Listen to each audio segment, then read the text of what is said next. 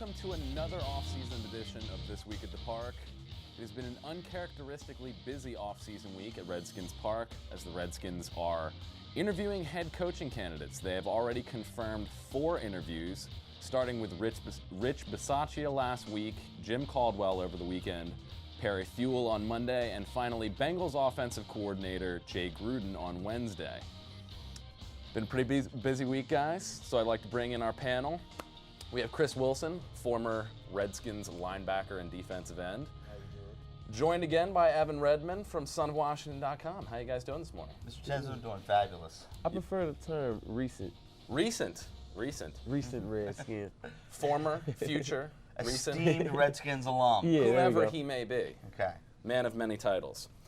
So, again, guys, it's been a busy week. You know, lots of news coming out. I think this has been an uncharacteristically transparent interview process. I think the Redskins have gotten a lot of flack in the past for kind of keeping things behind closed doors, but Bruce Allen said in his end of the season speech that he was going to keep the media up to date. He has kept his promise, and every day that they have interviewed a candidate, there has been an announcement at 4:30 that day of who that person was. So Jay Gruden was the most recent guy. But each one has come in succession.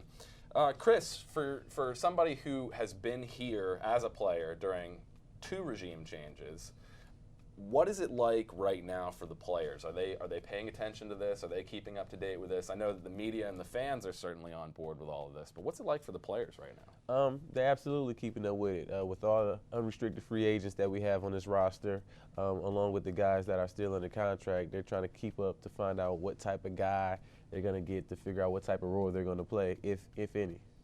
All right. Do you have any memories of that process when you were sitting here waiting for the hiring back when they hired Jim Zorn and again when they hired Mike Shanahan?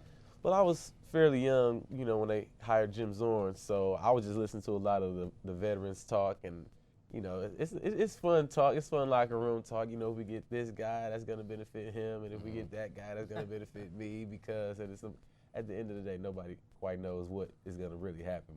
But they're having some of the same conversations in the Exactly. locker room that people are having around the watering hole this morning. Exactly. Is it certain guys pull for different guys? Like, I really want to get this guy because if I get him, my numbers are going to go up. That's a conversation. Right. A lot of it's a big difference between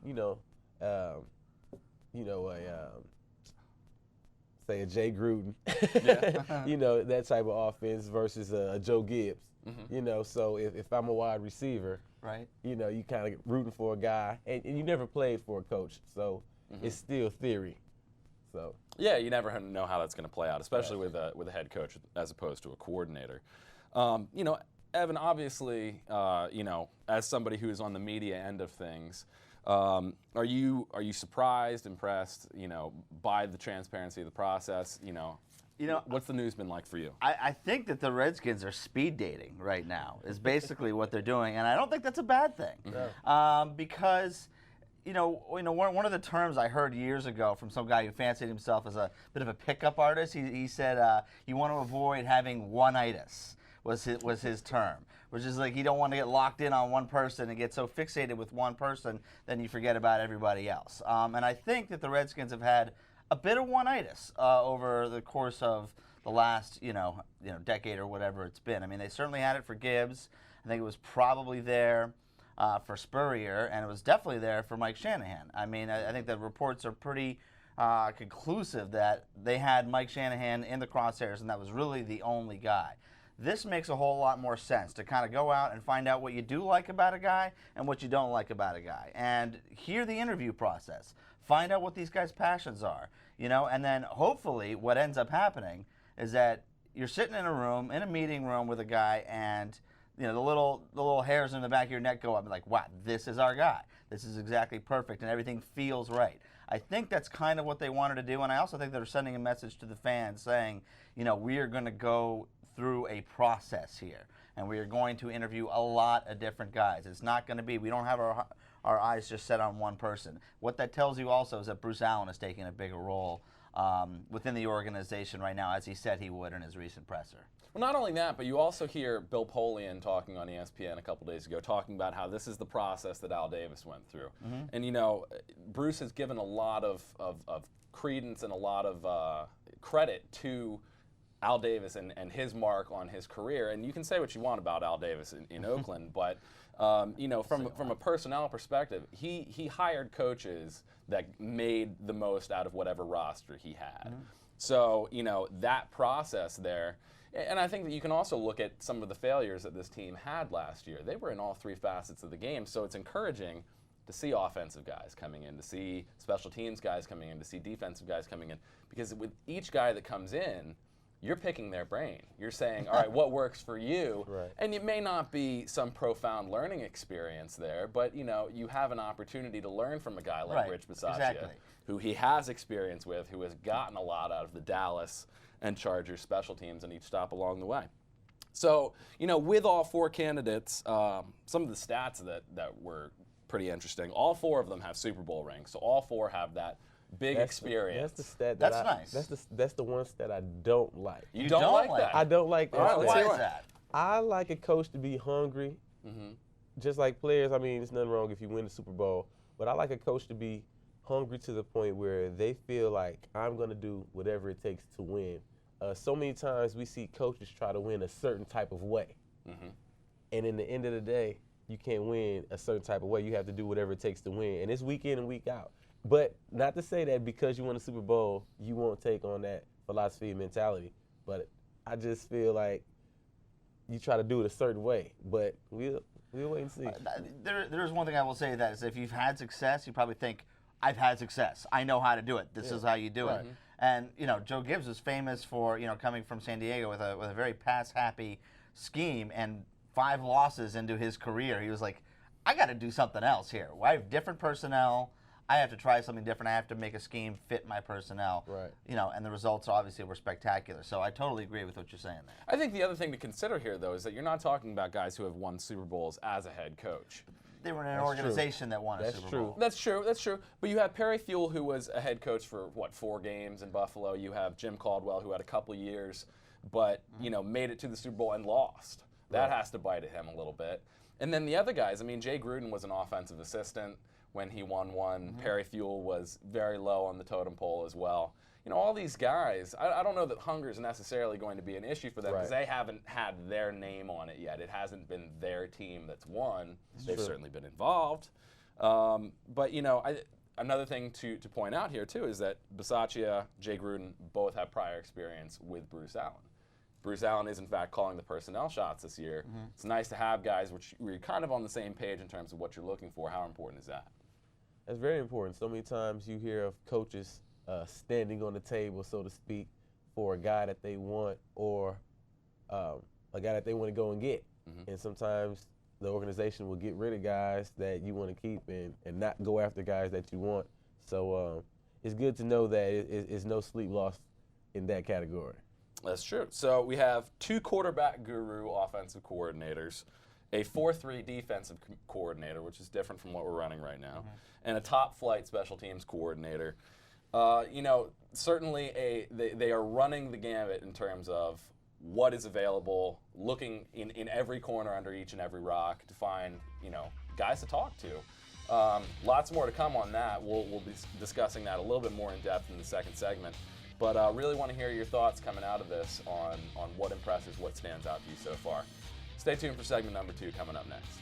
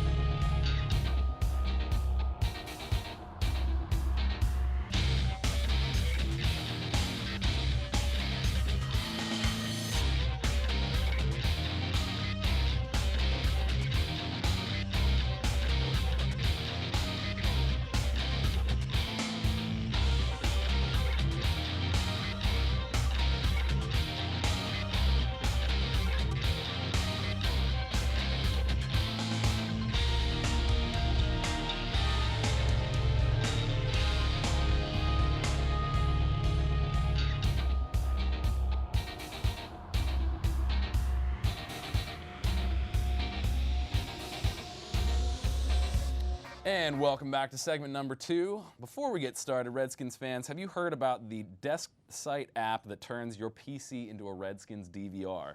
PC app will automatically deliver high-definition videos to your computer. You'll receive game highlights, interviews with players, coaches, full-length TV shows, yours truly with these guys, and more. Download it by going to redskins.com/DeskSite. So looking a little bit closer into the candidates, let's break them down in order of the guys that we brought in. So Rich Bisaccia, special teams problems, well documented last year. As I mentioned before, he had success in Tampa, San Diego, and especially in Dallas. I mean, the Redskins know how well the Dallas special teams did this year. Firsthand. Dwayne Harris kind of left his stamp on the Redskins this year, and I'm sure that kind of made Rich an intriguing candidate, especially with his history of Bruce Allen. What were your thoughts on that? Well, yeah, the Dallas Cowboys won that first game almost entirely on the strength of their special teams. I mean, I think the Redskins, that was one of the games they actually played very well, both on offense and defense. Their special teams just killed them in that game. And, we were talking before the segment, there's not a long history of guys who were real special teams guys who made the jump to a head coaching position. I mean, you had Harbaugh in Baltimore, and that's really, the extent of it. If anybody else can think of another one, go right ahead. Marv Levy from the Buffalo Bills. Look at Charlie over there, pulling out some knowledge. So it's few and far between. I think as clear as what we can say. I think we need to do that more often. You think so? You think they need to go outside the mold? Special teams is important. Says the special team. It's important. Yeah. It is. All right, look at the Redskins organization. I call us a one-possession organization. That means we win or lose most of the time by one possession. Whether it's 3 points, 7 points, special teams decides that. Look at the national championship. You got Auburn loses by 3 points. You got a fake punt. You have a house call on the kickoff, and then you have a missed field goal. And they lose by 3. But the problem there is that's college stuff, and you're seeing all of those same problems happening at this level too. We had blocked punts, we had missed field goals, we had fake punts converted, we had there was a special teams problem. Right. Yeah. So there was a how are you problem gonna every win? single You backed game. up. I mean, we talked about it a couple weeks ago. So, a lot of times I understand in professional sports you have to invest most of your money in a quarterback. You need, you need an O-line, and you need those things. But you have to find character. You got to find hard-working guys. You got to find talented guys and coaches that can care and emphasize the special teams philosophy. I had a quick question for Chris. Do you think special teams are more important at the pro level than the college level? 'Cause I've been hearing that a lot, and I don't know if that's really true. I mean, what's your opinion? Just what's your gut opinion on that? In college, I think the talent level is more spread out. So I do think it's more important in the pro level for that reason, because you can get a rookie quarterback that starts backed up. That's just more pressure. Now you have a defense taking more risk because they got so much field to cover, and it's a domino effect. When you can get a good special teams that can get you field position, and look at Vinatieri. These guys have been playing all these years because a quarterback knows if I get the ball to this certain yard line, that's at least 3 points, and it takes a lot of pressure off, and it allows you to see the best of certain athletes. Bisaccia's your guy, then, is what you're saying. That's your guy. You don't want to go that far. I'm not saying that's my guy. I try to put him on the spot. I'm not saying that's my guy, but even if it's offensive guru, you have to get a special teams guy in place that can fill that void for you on your team. For sure. Cherry picking a little bit, Jim Caldwell, Jay Gruden, both quarterback guys. You have Caldwell, who has taken talented quarterbacks and really gotten the most out of them. Joe Flacco got over the hump, got his Super Bowl ring.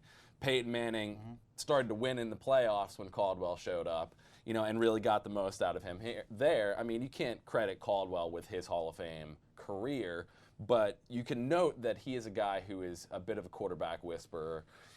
Jay Gruden, he got Andy Dalton right on the ground floor. He developed A.J. Green. He got Jermaine Gresham to that next level. He's had 7 Pro Bowl guys in 3 years. What are some of the advantages of having an offensive guy there, and is that something that the Redskins need to emphasize here? Well, they have a quarterback you may have heard of called Robert Griffin III, and I think that Is that important? That's what people tell me, that it's important to have a good quarterback in the NFL. Like, I'll take their word for it, I guess. Look, he's the franchise. I mean, regardless of he didn't have his best season. I think regardless of what happens, Robert Griffin III is going to have a better season next year just because he's going to be healthy, and the coach who's going to come in has got to work with that quarterback, and that is going to be a key relationship.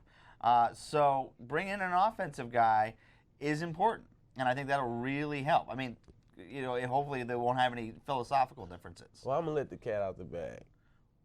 I like Jay Gruden. Okay. And you said something, and the reason why I would like him is because he worked with Andy Dalton. Mm-hmm. It's a young quarterback. Second-round guy. He got the most out of the guy, I think. It's a guy that's new to the NFL. Mm-hmm. And when you can get him to play back-to-back years the way he played and see the chemistry develop between him and his wide receivers, that's the type of thing that we need to establish first with RG3 and the rest of the bunch. The other guy, Perry Fuel, the guy who hasn't really gotten a whole lot of attention in this one. He's a division guy. It's great to scout your enemy even if you don't hire him. But he's a guy who's a 4-3 guy. And in your opinion, Chris, you played in the 4-3, you played in the 3-4. Is this a team that if they were to bring him in and he were to bring his 4-3 system with him, which you would assume that he would, is this a team that can easily transition back to the 4-3? Is it a good idea? Absolutely. I think so because our 3-4 scheme isn't that complicated. You see a lot of different 3-4 schemes, and we run one of the most simplest 3-4 schemes. So I think if you tell guys to pin their ears back and do something and do it very well, we seen the Super Bowl with Warren Sapp with the Tampa Bay Buccaneers. They ran cover two, and it's like, okay, we're not tricking anybody, but they do it so well, and just the minute adjustments that they did make in the same coverage, they were able to get it done. How does that affect guys like, Brian Arakpo coming back, D'Angelo Hall, Brandon Merriweather, guys like that certainly are paying close attention to how this is all going down? Absolutely. You were. Thank you for asking that, because that is exactly what I wanted. I was on my brain. I wanted to jump in. I think the Redskins are pretty well suited to go to a 4-3 if they needed to. I mean, if that ended up happening, I'm not worried about it at all. I was worried when they went to the 3-4 because, they've been running a 4-3 for a long time. I mean, as long as I can remember. And then they, jump into that 3-4, they don't really have the personnel. I don't think they've ever really had the best personnel in place for that. They made some changes. I think we've had a great personnel group. The thing is, you need the continuity. And you need the chemistry, and you need things to be in place for a little bit of a time span in order to run a successful, crafty 3-4 scheme. Right. Well, you think now? I mean, both Kerrigan and Arakpo were hand in the dirt defensive ends in college. Do you think that? I mean, that's kind of what I'm excited about most of anything for them to absolutely. go to 4-3. You think tell that's them going to to go, help those guys and out? I think the DBs are going to love it. I think the DBs are going to love the fact that, okay, we got 4 D linemen that are pinning their ears back and getting after the quarterback. And after the season D'Angelo Hall's had, I can't imagine him not wanting to go to a 4-3 scheme. And you have a guy like Barry Cofield, who certainly has a lot of experience in the 4-3. You have a guy like Perry Riley, who has experience in the 4-3 from college. Is that appealing to free agents to come in, to come back to a different system, to kind of reload again, especially for the guys that were there for the first transition? Or are they looking for opportunities in a 3-4 elsewhere? I think they want to go to a 4-3. I think D linemen love pinning. I love rushing the quarterback. Yeah. I mean, makes your job pretty simple. you're talented. We have talent guys that can cover and we can read defenses, but read offenses. But even knowing that it's a run or a pass situation, I like to just decipher that and then either go get the quarterback or go get a running back. There you have it. We got a little bit more on the coaching search, and we got a look at the playoffs coming up in segment number 3. Stay tuned, guys.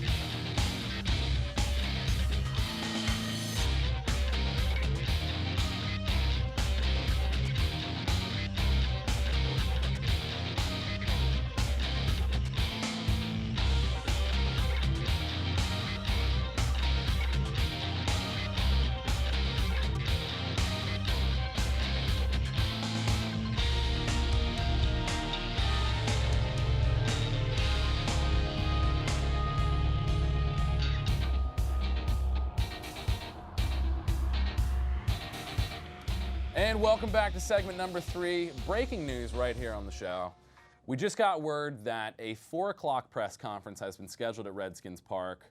We don't know exactly who, what, but all the reports out there are that Jay Gruden, the guy who interviewed yesterday, is going to become the 29th head coach of the Washington Redskins.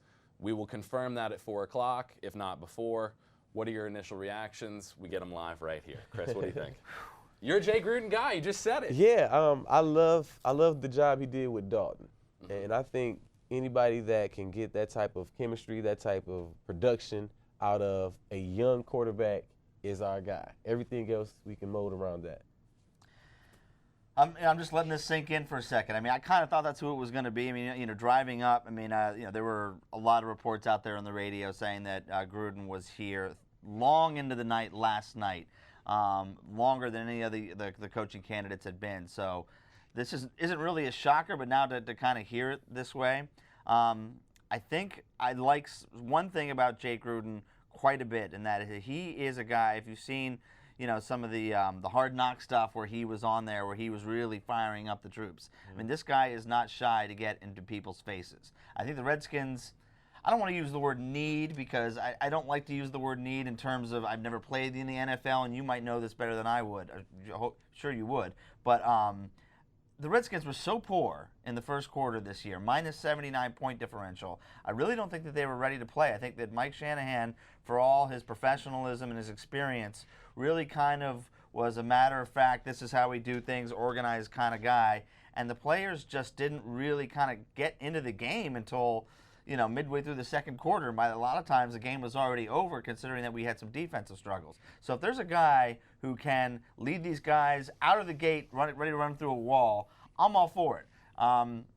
It's hard to say too much right now because Jay Gruden's got a long history, and there's a long way to go before we know what kind of coach he is. But right now, initial thoughts, I think it's a good choice. As I was putting together the report yesterday, as the news came out, the confirmation at 4:30 that he had been here, that he had interviewed, going through a lot of his stuff, reading some of the quotes from a guy like Marvin Lewis, who certainly has experience on the defensive side of the ball, he gave all the credit to Jay Gruden in his work on the offense, getting those 7 Pro Bowlers from the offensive side of the ball. It's not just his work with Andy Dalton that impresses me. It's making A.J. Green a Pro Bowl wide receiver. Right. Certainly a guy with all the talent in the world that he got the most out of. That's exciting to me with a guy like, guys like Leonard Hankerson, Aldrick Robinson that need to be developed. Guys like Pierre Garçon who have already had that kind of success. It'll be interesting to see what he does at tight end. It'll be really interesting to see what he does with the offensive line and Alfred Morris, how that affects the running game.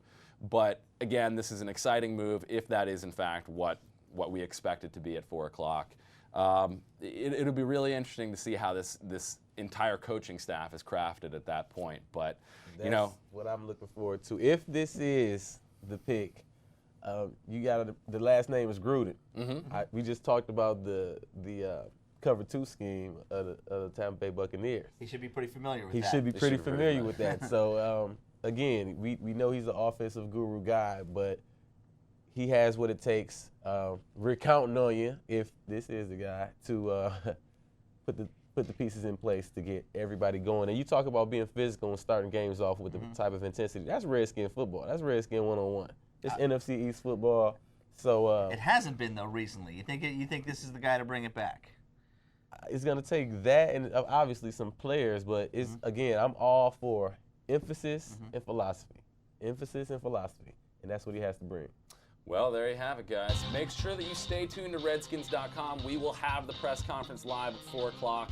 We will also have any live breaking news in terms of building a coaching staff, bringing back players, signing new free agents. All of that coming up in the coming weeks, days, hours. Thank you for tuning in. We'll be back next week. Thanks.